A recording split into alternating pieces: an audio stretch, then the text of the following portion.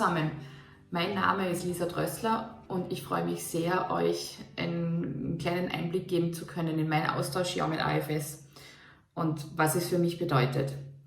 Ich war Ende der 90er für ein Highschool-Jahresprogramm in den USA, in Duxbury, Massachusetts. Die USA waren eigentlich meine zweite Wahl. Ich wollte nach Kanada, aber dafür war ich zu spät, das Programm war schon voll. Und rückblickend könnte ich mir nicht vorstellen, woanders gewesen zu sein, als da, wo ich war. Duxbury liegt 40 Minuten südlich von Boston an der Küste. Wenn man wie ich in einem Binnenland aufwächst, war das ein Highlight dort, Strand und Meer. Und ich war in einer Familie, die mir auch Dinge geboten hat, die ich vorher nicht hatte. Ich war gleichzeitig Einzelkind und hatte sehr viele ältere Geschwister. Meine Gasteltern waren damals Mitte 50, deren Kinder zwischen 20 und 30. Und ich hatte im Alltag dieses Alleinsein dürfen als Einzelkind, fand ich ganz toll. Und doch meine großen Brüder und Schwestern, mit denen ich mich austauschen konnte darüber, was es heißt, Teenager in dieser Familie zu sein. Wir sind bis heute regelmäßig in Kontakt.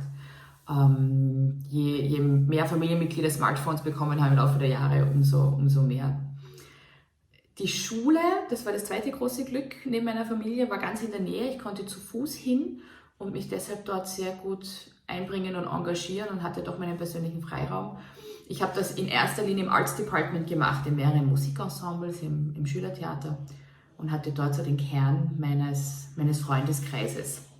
Auch da habe ich Beziehungen, die pflege ich heute noch und mit gegenseitigen Besuchen, die alle paar Jahre stattfinden. Wenn ich jetzt im Januar 2021 an meine Austauscherfahrung zurückdenke, steht vor allem ein Ereignis im Vordergrund. Meine Gastmutter hat mich zum Martin Luther King Weekend, also auch zum Jahresbeginn, mitgenommen für ein langes Wochenende nach Washington DC und wir haben uns dort die Denkmäler, Museen und politischen Institutionen angeschaut. Sie hat mir wirklich die politischen USA, auf die sie stolz ist, gezeigt. Und wir konnten damals das Kapitol, das Gebäude, wo das Repräsentantenhaus und der Senat drinnen sitzen, besichtigen. Mit einer self-guided Tour, da ist man irgendwo durch so eigentlich hineinmarschiert, da stand schon jemand an der Tür und hat geschaut, aber es war keine große Sache. Und mit einem Flyer, den ich heute noch habe und für einen Schatz bewache, konnten wir dieses Gebäude erkunden und schauen, was ist wo, wie sieht das hier aus, konnten sogar in die Senatskammer hineinschauen und dort lagen damals so hoch Unterlagen auf jedem Tisch, weil gerade das Impeachment von Bill Clinton lief. Ich war einige Jahre später wieder in DC. Nach meinem Austauschjahr und meiner Matura habe ich dann internationale Beziehungen studiert. Vielleicht gibt es da einen Zusammenhang, könnte sein. Und habe dann ein Botschaftspraktikum in Washington DC machen können, konnte, kleiner Exkurs, dann wieder bei meiner Gastschwester leben, die inzwischen auch in DC arbeitete und war dann im Jahr 2005 nochmal im Kapitol. Das war nach 9/11, es wurde gerade George W. Bush zum zweiten Mal angelobt. Und das Kapitol war schon nicht mehr so leicht zugänglich. Ich konnte eigentlich nur rein, weil ich über die Botschaft mich einer politischen Delegation anschließen konnte. Und dann gab es da eine Privatführung eigentlich für unsere kleine Delegation. Höchst interessant. Gelernt habe ich sicher mehr als die Jahre davor an der Self-Guided-Tour, rein was Fakten, Zahlen, Daten, Fakten angeht. Aber es war schon nicht mehr so frei.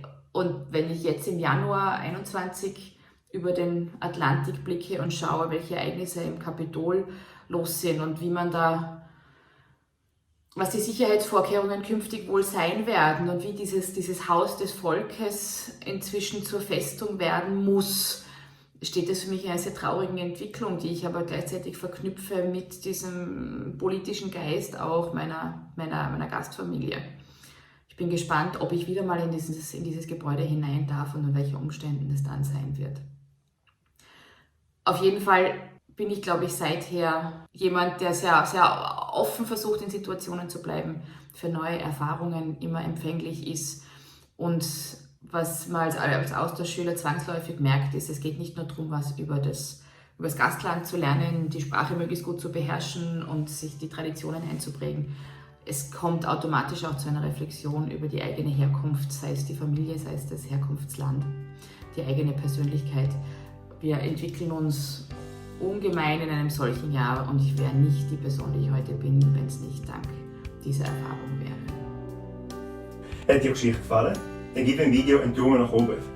Und abonniere unseren Kanal und aktiviere die Glocke, um keiner von unseren zukünftigen Videos mehr zu verpassen. Das Ganze ist gratis und du hilfst uns damit, den Kanal bekannter zu machen. Und folge uns auf Instagram, Facebook und Twitter. Den Link dazu findest du in der Beschreibung. Walk together